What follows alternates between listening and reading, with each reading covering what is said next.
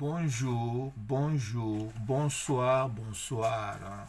Moi, Namusundi qui revient auprès de ceux avec qui nous partageons les découvertes de la culture Congo disparue. On est en train d'effacer les détails de la culture Congo.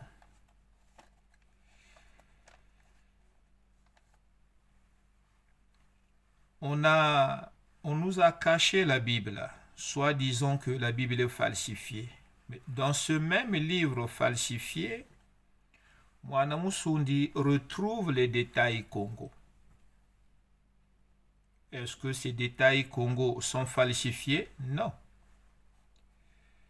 À travers les expressions bibliques,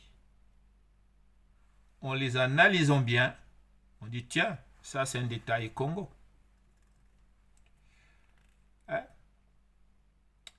Et aussi à travers leurs propres écrits, eux-mêmes, qui effacent les détails Congo. Ça, c'est dictionnaire de la civilisation romaine. Dedans aussi, on retrouve les détails Congo. Comme je le répète, dans la Bible, on retrouve aussi les détails Congo.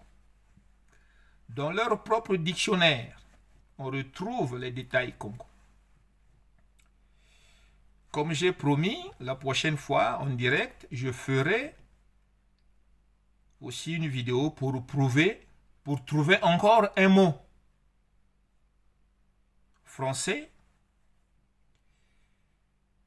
qui tire ses origines sur la base du linguisme au Congo. Alors aujourd'hui, on va voir que veut dire exactement l'expression qu'on attribue aux Arabes disparus, les Berbères. Les Berbères étaient Congo.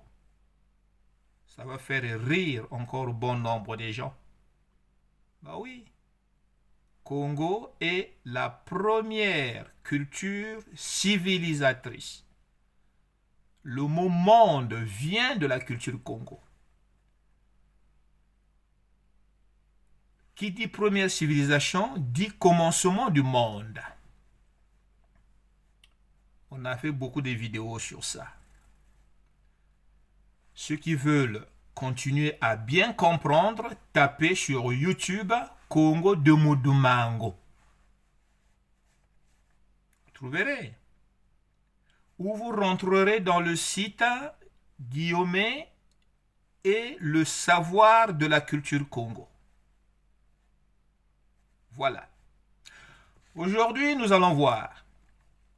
La question est posée sur le peuple berbère et l'expression berbère. D'abord, on va pointer notre doigt sur l'Algérie. L'Algérie. À quelle date l'Algérie devient français? D'après les archives officielles, 1830. Ouais, c'est ce qu'ils disent. Plus précisément, le 5 juillet de cette année, 1830, sera lancée la colonisation de cette région du Maghreb par les Français. Ce qui nous amène à une autre question, Algérie. C'est avant 1830 ou après cette date, en parlant de l'appellation Algérie.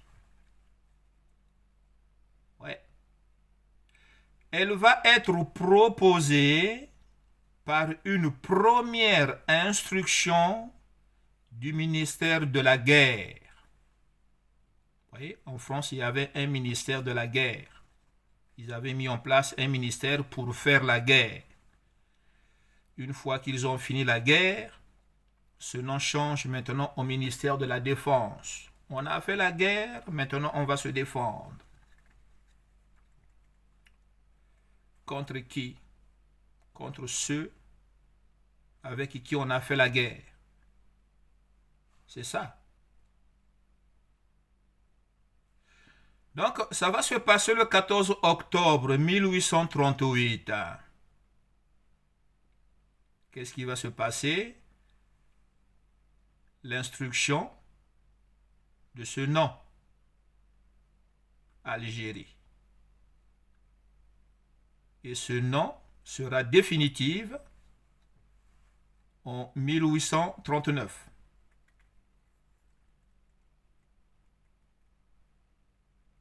Est-ce vrai? Faux? C'est ce qui est écrit. Algérie. Mais quel était le nom ancien? C'est ce que nous allons voir. Mais avant l'invasion des Ottomans qui se passe au XIVe siècle, le pays était occupé par les Berbères,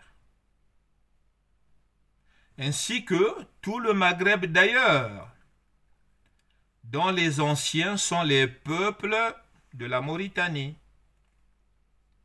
Et le centre était la Numidie. Alors, que veut dire berbère? Le mélange de ce peuple est une concentration des Phéniciens. Les Phéniciens, une expression grecque qui veut dire en Congo, Bangama Ba, pays des palmiers.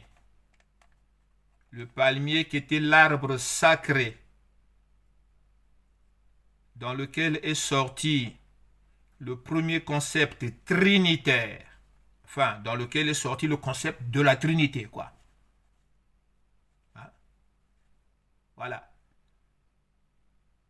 Donc, ceux de la Phénicie vont échapper à la destruction de Sodome et Gomorrhe. Vous voyez, ce qu'on appelait Sodome et Gomorrhe qui deviendra Phénicie. Donc, c'est dans Sodome et Gomorrhe où le palmier était vraiment très adoré. La Bible parle de la chute de Sodome et Gomorrhe. La fin de la puissance cananéenne. Cette fin va entraîner le déclin de l'Égypte antique. La destruction de Sodome et Gomorrhe se passe en 1919, avant notre ère. Vous voyez? Il y aura un flux migratoire dont une partie importante ira échouer dans le bas de l'Égypte, dans le delta, quoi. Vous voyez? Pendant que les autres se dirigeront vers l'ouest de l'Afrique. Ils vont se rejoindre avec ceux qui partiront de la Syrie. Avant la Syrie, c'était Mésopotamie, là où viennent les Bambara. Une mauvaise prononciation aussi, qui deviendra Bambara, mais à l'origine, c'était Bambala, la divinité du sexe, mâle. Vous voyez? Donc, Bambala, Bambara, Bangala, pour finir en les Bangala qui parlent la langue lingala. Vous voyez? Donc, à la chute des peuples cananéens, la Palestine, Sodome et Gomorrhe, tout ce mouvement migratoire de masse provoqué par le déclin de l'Égypte, l'Égypte antique était l'Égypte des Misraïmites. Ça, c'est l'Égypte antique. Et ils avaient pour système royal ou étatique la Douma. Le symbole de la Douma était le palmier qui sera remplacé par la croix en C. Ce que les autres ignorent. D'où vient la croix en C? La croix en C vient du palmier, palmier de Doum, la Douma. Voilà. La religion, la politique, tout le système administratif était géré par le système qu'on appelait la Douma, récupéré par les Russes. Et ça donnera après la croix en C. Donc cette Égypte de la Douma vivra jusqu'en 1613 avant notre ère. Retenons que jusqu'à cette période-là, le nom berbère n'est pas attribué à ceux qui le deviendront. Pour répondre à la question, qui sont les berbères et l'origine. On y arrive. Si vous vous rendez aujourd'hui en Algérie, vous allez entendre parler de Mouloudia. Mouloudia à Alger, Mouloudia à Oran. Ceux-là n'ont fait que récupérer l'histoire des Moulouds. Les Moulouds qui deviendront la tête des Berbères. Or, avant le qualificatif berbère, les Moulouds étaient les Numides, justement. Une tribu majoritaire dans la Numidie qui composait avec les Maures.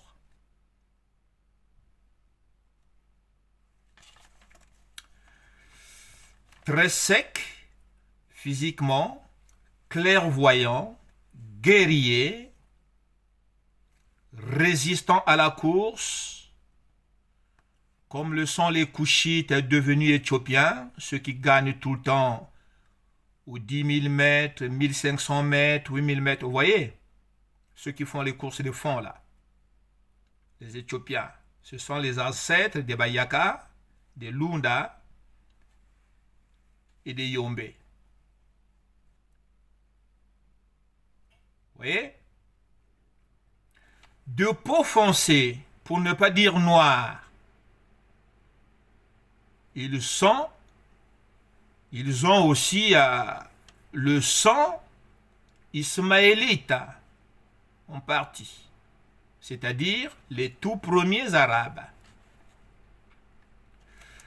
Après la chute de la première Égypte, l'Égypte antique, des Misraïmites, dont le système administratif était la Douma,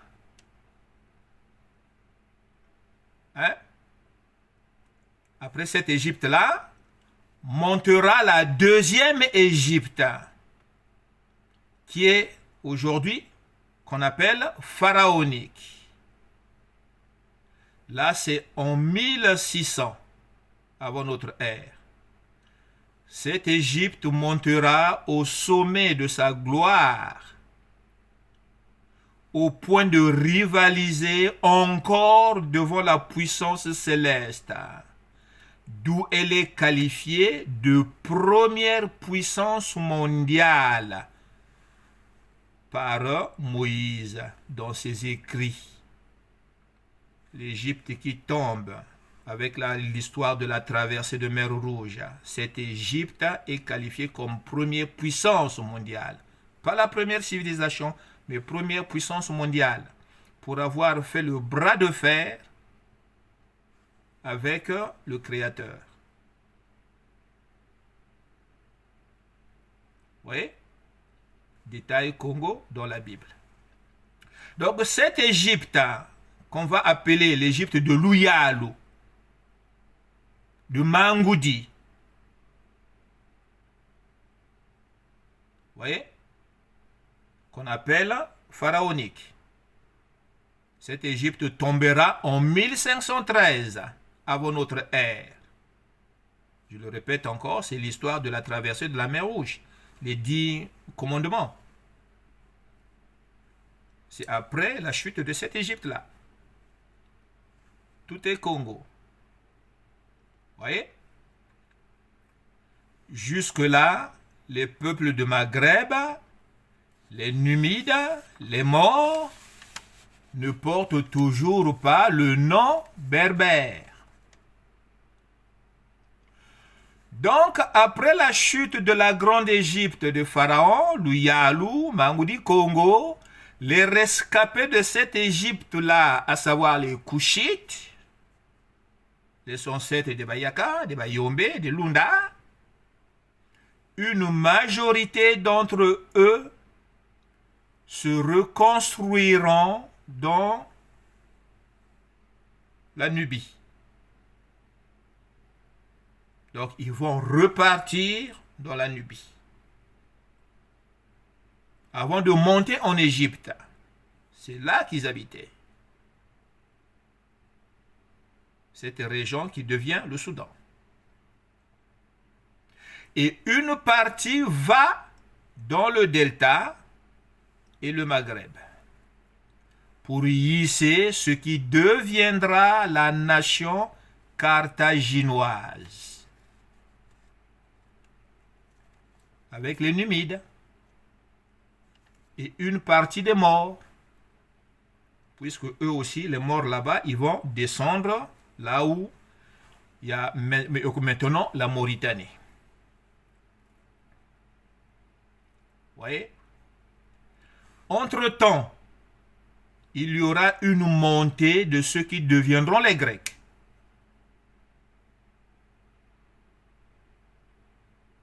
Le vent vient toujours du nord. Le point de formation, c'est Babylone, Iran, Irak, Turquie. Après avoir assujetti la Nubie et en imposant une grosse tribu pour les empêcher de se développer, ces Grecs-là vont plus s'intéresser à la conquête des Congos d'Asie.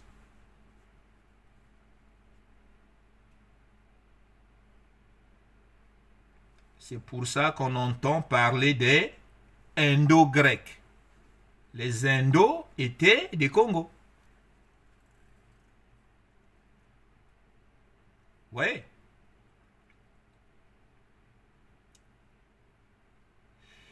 Nous sommes là dans les 332 passés, puisque la Grèce est montée. 332 avant notre ère. Ça, c'est la domination grecque. Toujours pas le nom des Berbères. Mais la présence arabe deviendra encore plus remarquée dans les sociétés des Numides, avec les Moulouds. Or, avec l'influence grecque, le nom Niger, pour désigner ceux qui ont la peau foncée, pour ne pas dire noir, disait Niger, ceux qui ont la peau foncée. Hein? Là, commence à se positionner chez les Congos, hein? L'expression Niger commence à se positionner sous l'influence grecque. On commence à voir ces peuples-là perdre de leur nom d'origine. On va dire Niger. C'est des peuples Congo. Dans ces Niger-là, il y aura des Ismaélites, les Couchites, les Sahraouis, quoi. Oui. Et voilà. Toujours pas de berbères. Et là, on arrive là aux environs de 814 avant notre ère. l'Éthiopie de Napata titubant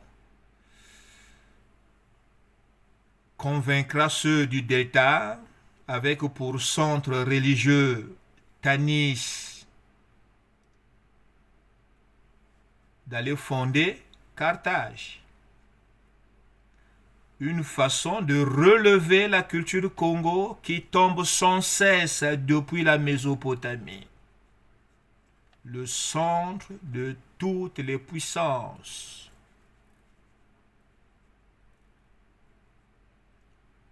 Puisque là aussi le nom berbère n'est pas encore né. Quand Carthage se positionne, il n'y a pas le nom berbère.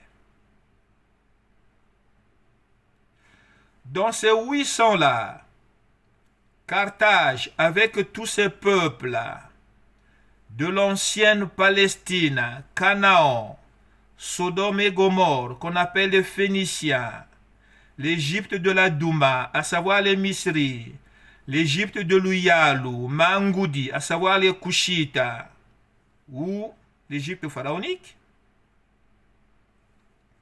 sous la divinité Tanis, face de Baal, dans le delta, donc Carthage deviendra une branche puissante de la culture encore Congo, coachée par l'Éthiopie de Thèbes, titubant, cette Éthiopie-là va déléguer un sage Bayaka nommé Matadi pour aller gérer la diplomatie avec le peuple européen. Carthage deviendra un peuple puissant, conquérant de la Méditerranée du côté Europe. Les premiers à en faire le prix, ce sont les peuples de Tarsi, c'est-à-dire les Espagnols, dont une partie sera surnommée Mputuluques, peuple conquis. Comme ils nous appellent eux, les sous-développés. Mputuluques est une expression Congo de Carthage. Carthage vivra jusqu'en 146 avant notre ère. Avant sa chute, ils avaient une langue tirée de la culture Congo. Cette langue deviendra un idiome qui contribuera à faire le latin.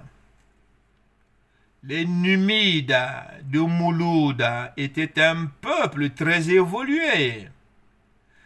Sachant qui ils étaient dans l'histoire de Carthage, ils ne vont pas facilement accepter la venue des nouveaux maîtres romains pour se laisser intégrer dans la nouvelle culture, dans la nouvelle culture latine. Par cet état d'esprit rebelle, ils seront qualifiés de barbares. Les non-civilisés. Vous voyez? Comme on peut dire révolutionnaire parce que vous refusez de parler la langue des autres. Cette force de refus vient du fait que vous savez d'où est-ce que vous venez. En même temps, le continent qui était appelé Terre de Couche deviendra Afrique, en souvenir du général de guerre qui fera tomber Carthage. Ce général de guerre était un certain Scipion Africanus.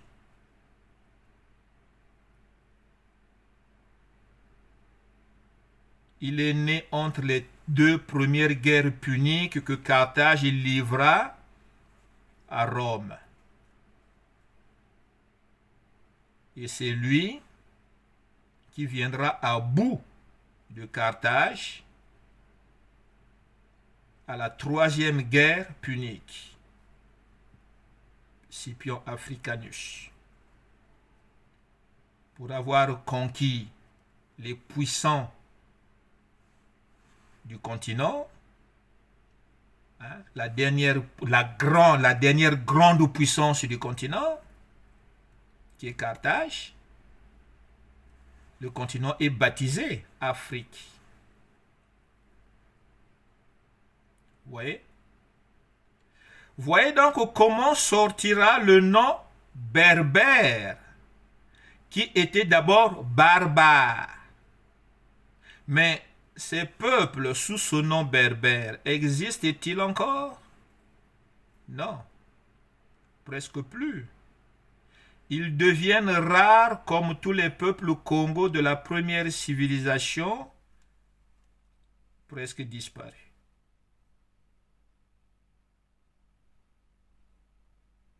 Vous voyez? D'où vient le nom berbère? Qui étaient ces berbères? En rapport avec la culture Congo.